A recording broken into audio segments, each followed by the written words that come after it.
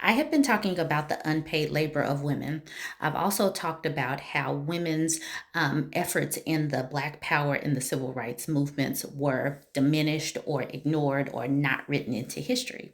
Now I want to talk about the SNCC and Stokely Carmichael. Let's get into this.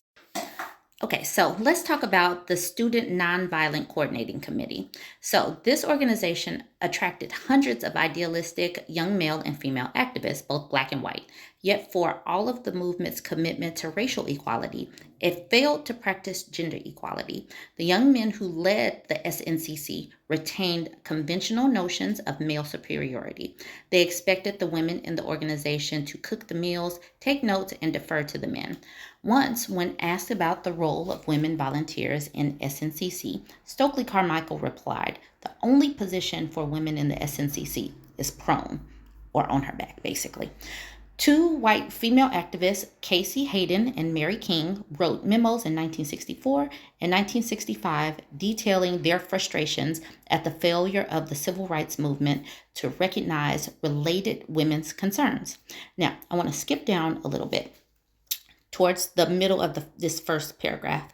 It says, assumptions of male superiority are as widespread and deep-rooted and every much as crippling to the woman as the assumption of white supremacy are to the Negro. So now I want to go to the highlighted portion. The women in the SNCC is often in the same position as that of the token Negro hired in the corporation.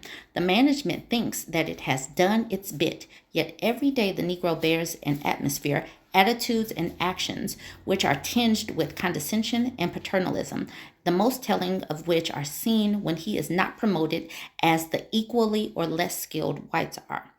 It needs to be made known that many women in the movement are not happy and contented with their status. It needs to be made known that much talent and experience are being wasted by this movement when women are not given jobs that commiserate with their abilities.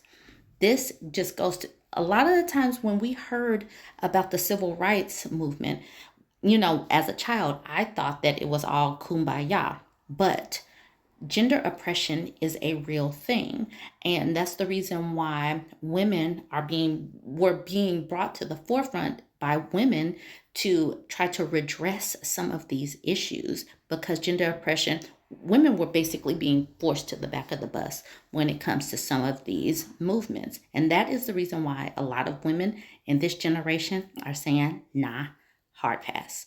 But you guys jump in the comment section. Did you know this? Like, comment, and share.